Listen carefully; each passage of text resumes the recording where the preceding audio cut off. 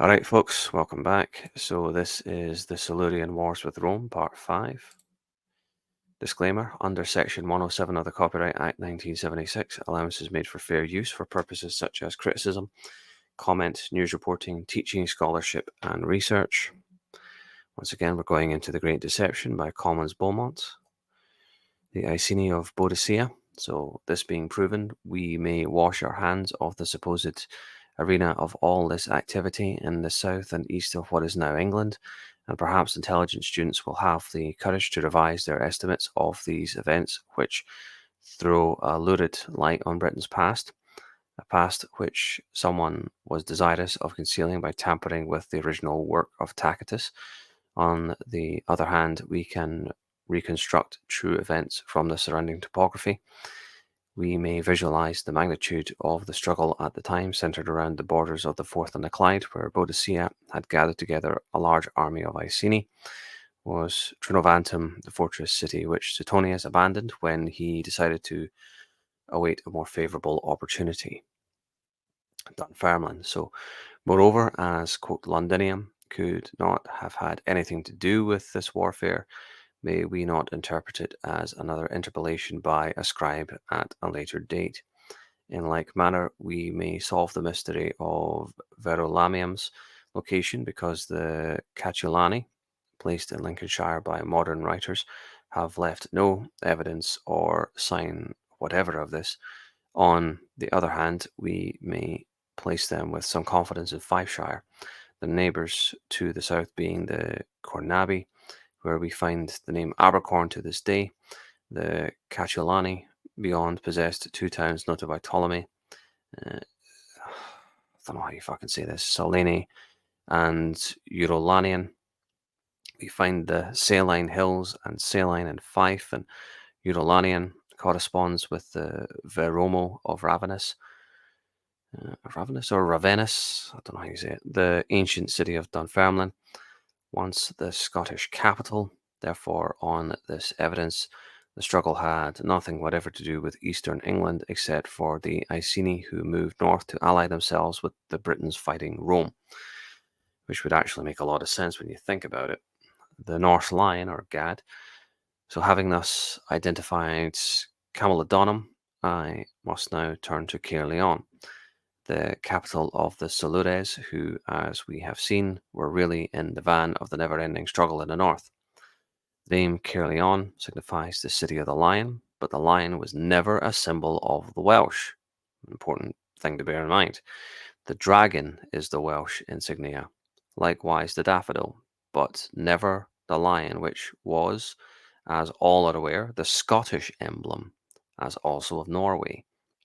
It was the most ancient emblem of the Cati, Cad, or Gad tribe, and gives an indication of origin we cannot ignore. There is also another strong objection to the alleged site of the City of the Legions, as it was frequently described, for Caerleon was thus situated in the centre of long and continuous uprisings and disturbances which compelled strong military forces to be stationed amongst them, hence the reference to legions. This would not apply to Wales on the farther side of the Severn. Cannon Rain. Indications, in fact, point to its definite location in the north. The Emperor Severus divided the island into two parts, superior upper and inferior lower. And we learn from Dion that the 2nd and 20th legions were placed in Upper Britain, the 2nd stationed at Caerleon, the 20th at Chester. Canon Rain considers that the boundary line lay between the Humber and the Mersey, a time-honoured division, for it seems to have been the line of demarcation in the time of Belinus and Brennius. Thus we must seek Caerleon elsewhere than in Wales, and beyond Chester. Thomas Gale, the famous antiquarian of the 17th century, writing of Ermine Street, the Great North Road, and its antiquities, states that the street that leads from London to Caerleon, quote, was called Herman Street, the name being of Mercury, formerly Hermes, the god who was concerned with the roads over which he presided. The city of the lion. It passed through Catterick, Yorkshire, where was a shrine to the god of the roads, to Corstopatum or Corbridge on the Tyne in present-day Northumberland, and passing over the Tyne Wall at the Devil's Causeway, crossed the Cheviots into Roxburghshire, the original Ottadini country. Thence it arrived where Edinburgh now stands. Henry of Huntingdon also states that Ermine Street ran from north to south. Thus may we establish where Caerleon really stood. It was the city of the Lion of Judah. It was Jerusalem, a name forbidden after AD 136. Iter 12 of Antonius from Moradunum to Euroconium or Veroconium in the Cornavi country lists it as Isca leg to Augusta. And in the same itinerary are such names as Bovium, also Bullium, Bulli being the name of an Illyrian town, Gorbanium or Govan, Magnus, Barhill, and Euroconium, the modern Abercorn north of Edinburgh, all pointing to the one direction in the region of the Roman wall across the isthmus. Giraldus Cambrensis, Isca leg to Augusta, was the August city on the river Esk, the Roman Isca. Ravenus also describes it as Isca Augusta and mentions it in connection with Uno or Hinnom, the chalky area identified with Falkirk, or whatever the Greek word is. Ravenus places Bania or Croy Hill on the wall next to Isca Augusta. That these pointed to Edinburgh is unmistakable. The deliberate destruction of Jerusalem by Hadrian in AD 136 has to be borne in mind. We possess a vivid description of 7th century Caerleon by Giraldus Cambrensis, who speaks of its remains and former magnificence.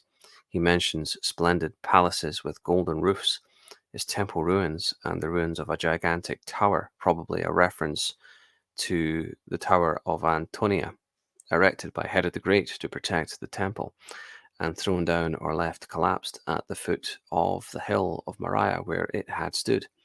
He mentions a theatre, a vaulted tower, and aqueducts. Edinburgh and Caerleon. The castle, he states, also lay in a ruined condition.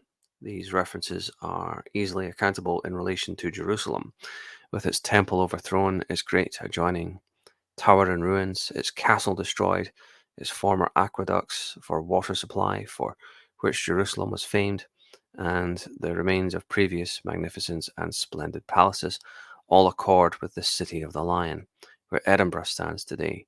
But in no possible manner can it be associated with the insignificant site, position, or antiquarian remains of the supposed Caerleon near Cardiff, which in no respect matches the description of Giraldus.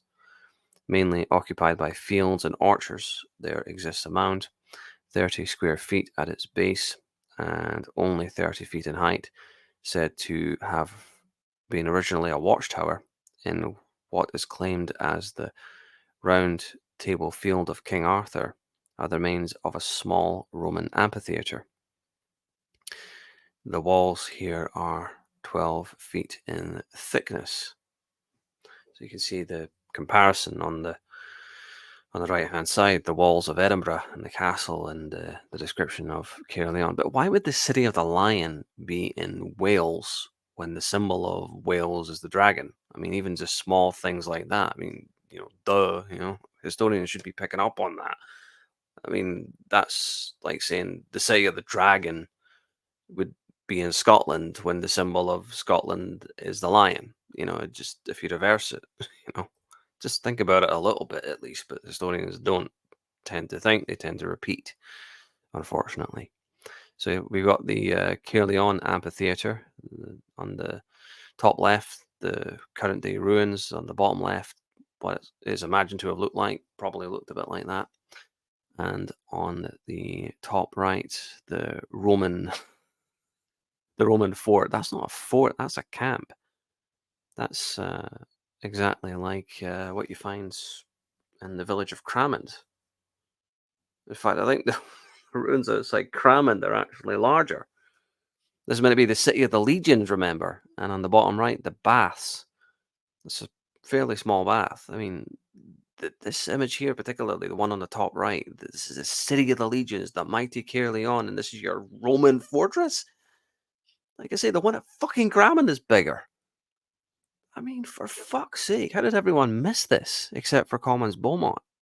Fucking unbelievable. Fucking unbelievable. Oh, man. Edinburgh baths and subterranean buildings. There are also the remains of a castle or fort overlooking the River Usk. Uh, is that fortress overlooking a river, by the way? No. Anyway, it is a poor substitute and covers a small acreage. It was doubtless a Roman station, but never the great Caerleon. Giraldus also speaks of Caerleon being built or rebuilt by Roman princes and adorned with stately edifices. Hmm. Let's see, this image here on the bottom right. Does that fit the description that we're reading here? Do these images fit the description? I mean, what evidence do you have? I have a set of eyes that fucking work, and I know how to read. That's my evidence. What evidence? What is self evidence? Anyway, continuing. He especially mentions the baths, subterranean buildings within and without the walls, the aqueducts and stoves which diffuse their warmth through imperceptible pores, but not a vestige of any such luxuries or works has ever been discovered at the so-called Caerleon, and not so much as a foundation of walls or of subterranean buildings, of which there are fucking plenty in Edinburgh, by the way. And oh, hang on, where am I? I'm losing the place here. All these remains of a great city with a large population, as was Jerusalem, and immense wealth, which the Romans so greatly envied, apply to Edinburgh, but are entirely alien to the small military camp and provincial township in South Wales. What, moreover, of Caerleon's cathedral church and its bishop or archbishop? Again, this great wealthy city. Just look at the image on the bottom right. Look at the images here on this slide. Does this seem like a great, mighty, powerful city full of wealth? And all these subterranean baths and things like that? I mean, I hate to keep repeating this, but fucking obviously it's describing Edinburgh. Fucking obvious. Yeah, who's the only person who picked up on this? Commons Beaumont. I mean, for fuck's sake. Anyway, Pope Sylvester the First. Here is surely a matter for inquiry. You think so? As mentioned previously, Pope Sylvester the First, at the behest of Constantine, summoned 3 British prelates to the Council of Arles in 314, namely York, London, and Caerleon. Canterbury was far later, showing thereby recognition of 3 most important British cities which could claim bishoprics. Would there be a bishopric without a church? That such churches existed in York and London is well known, but the remains of Caerleon and Wales show no such foundation. Unaccountable had such existed. In addition, only a few miles away stands Llandaff Cathedral, which claims to be the first Christian church in Wales, and if the principality were entitled to a bishopric in 314, its proper site would have been Llandaff. I'm presuming that's how you say that. What of Edinburgh? Its history, admittedly, is very veiled in the first centuries after Christ. It became Christian evidently before the reign of Constantine, or its bishop would not have been cited to Arles. St. Giles Cathedral. St. Giles Cathedral, Edinburgh, was erected, as I sought to prove in my second volume, on the former site of the original Temple of Herod, as indeed is exactly where the earliest Christians sought to erect their church, namely on the site of a former pagan fane. St. Giles is undoubtedly one of the oldest existing edifices in Edinburgh, for archaeologists agree that from the earliest known times a church stood on the present site. It was largely destroyed by Richard II of England, that was in 1385, who left it almost a ruin when he burnt most of the ancient city but it was restored shortly after. It is, be it noted, the church of the most noble, the Knights of the Thistle, as to which, be it recalled, the thistle was another of Jerusalem's emblems and is borne on her coins. And you see this in Britain, the Key to World History. Like he says, he references this at the start when he talks about his second volume. That's what he's talking about. He's talking about Britain, the Key to World History. But anyway, in view of the evidence produced, the Silures were definitely in this region, and we have convincing proof that Caerleon was the early Edinburgh, formerly Jerusalem, a name forbidden by Hadrian when he expelled the Jews from that city and area. Actually, I think the image of the coins with the thistle on it, I beg your pardon, I don't think that's in Britain, the Key to World History. I think it's actually in The Great Deception, if I'm not mistaken. It's in one of the two. Get both books anyway. It's in, I can't remember which because it all bleeds together after a while, but it's either in Britain, the Key to World History or The Great Deception that you actually find the photographic proof of the coins with the thistle representing Jerusalem. It's in one of the two, and I should have put that in this slide, but anyway, hindsight's 2020. Caesar's marches, as also will be shown shortly after Jerusalem had been largely destroyed by Hadrian in 136, which was a century and 3/4 before the Council of Arles. There was ample time for the original Jerusalem to have become Christian, as was in fact the case. It can be well understood that the new pope, and presumably in view of his Romanizing policy, also Constantine, who mattered greatly, was anxious to obtain the homage of the church in the former Jerusalem, by then named Caerleon, although whether that prelate attended the council is not found on record. It appears accordingly, as it has been the endeavour to show by the masses of evidence so far brought to bear on the subject, that the wars of the Romans against the Britons were, with few exceptions, waged in the north, in those regions anciently a part of Greece, where we trace the first Trojans, and were against Caledonian, Pict, and Scot, with the Atticote menace in Dumbartonshire, and the Illyrians or Silurians adjoining them in the neighbouring Lothians. This demands some explanatory reference to the invasions of 55-54 BC by Caesar, who took up the cause of Mandubratius of Trinovantum, whose father, the king, had been slain by Cassa. Fucking hate these names. Cassie Bellawan. I don't fucking know. You can read it off the screen. I have no fucking idea how you pronounce that name. What's wrong with Tim or John or Andy? I mean, for fuck's sake, these fucking names. Anyway, Caesar's marches from where he supposedly landed in Kent have always been confused and contradictory. Trinovantum, as shown, lay in the north. His aim was to defeat Cassibelian, I guess, the leading Caledonian or Pictish monarch, and thus to bring Scotland to heel. If, as Tacitus states, Caesar were the first invader of quote unquote Britain, the problem arises as to what the Roman historian actually intended by the name of Britain. If he included the territories in the south, how is it that Lucan, referencing to Caesar's, quote, disordered retreat, uses the words in sarcastic vein, quote, the agitated wave disappoints the Caledonian Britons. Fucking hell. Sidonius Apollonius. Oh, no, that's not even how you say it. Sidonius Apollinaris? Apollinaris? I'm going with that, Apollinaris. What explanation again can be given of the words of Sidonius Apollinaris, who writes, quote, Caesar bore his victorious standards even amongst the Caledonian Britons and routed the Scot, Saxon, and Pict. Surely Sidonius, a writer of distinction, was not frivolously romancing when he, like Lucan, connects Caesar with Scotland. Hector Boas, in the early 16th century, I'm not even going to try, wrote thus of Caesar, quote, it is said in our vulgar public chronicles that Julius Caesar came to the Calendar Wood and cast down Camelon, the principal city of the Picts, after the same was rendered to him, whilst he left behind him, not far from Caron, a round house of square stones, 24 cubits broad, to be a memory of his coming to the place.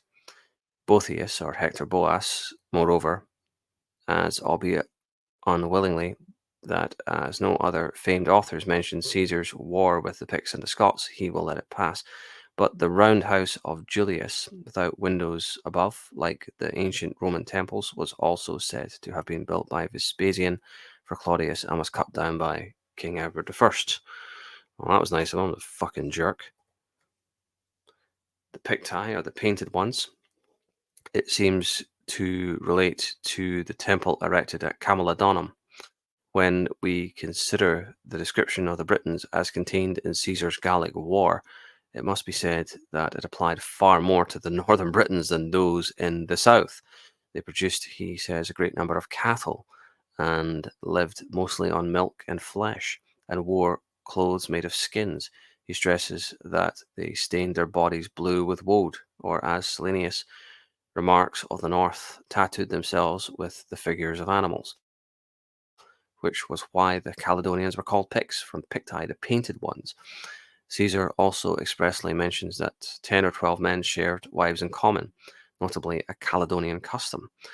Not Caesar alone, but Diodorus, Strabo, Mela, and Silenus, as well as Tacitus, all appear to have had Scotland solely in mind when they mentioned the Britons. Yeah, the Britons were in Scotland before the Scots were. Caesar's first landing. So Caesar's description of his first landing, where high hills ran up to the water's edge, scarcely applies to the coast of Kent, mainly flat, where he is supposed to have landed. In his campaign against Cassibellian, I have no idea how you say this. I'm sorry. I'm trying to pronounce it, but I'm absolutely butchering it. Cassibellian. Cassie Bellowan. I don't know how you say it anyway. It's on the screen. With the capture of Trinovantum, his main objective could only have related to the region of Stirling, which would make sense because that's the key to Scotland. It always has been.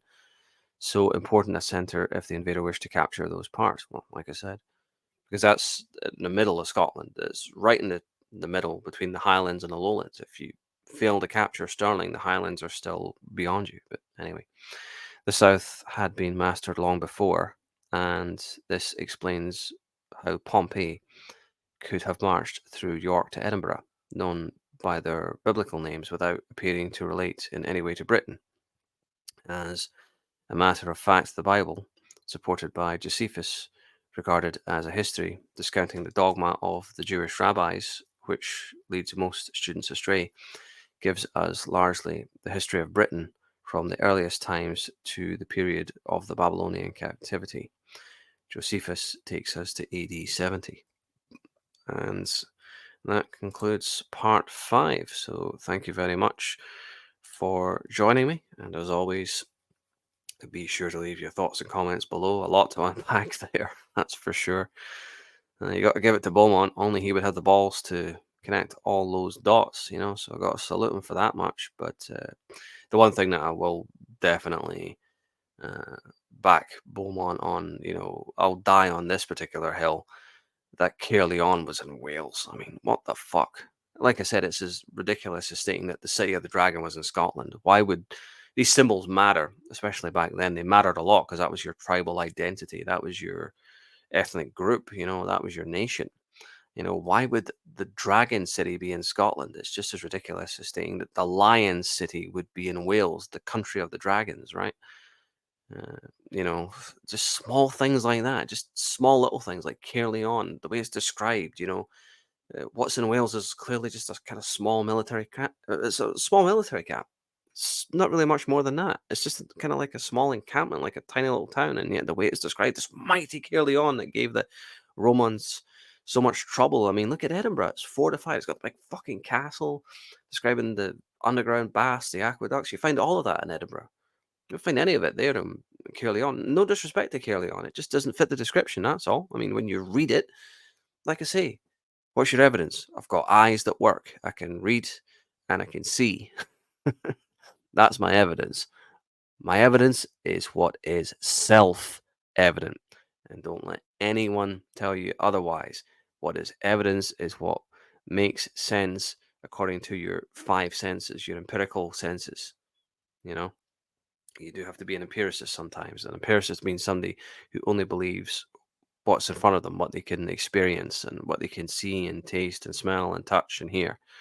You know, but it's fucking obvious that Caerleon was not fucking in Wales.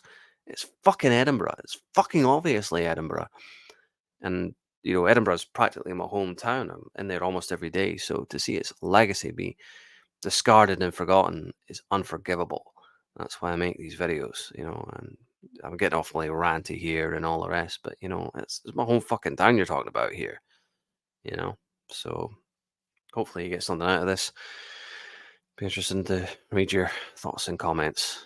And I guess that concludes this series, which is a shame because I've enjoyed this series. Connecting the dots between Caractacus and Boadicea and the Silurian Wars and the fall of Jerusalem and all the rest, and even touching on Caesar and Emperor Septimius Severus and all the rest, you know, Hadrian. The Romans had a right good crack at Scotland, but they could never defeat us. Anyway, thank you for watching, and I'll see you the next time.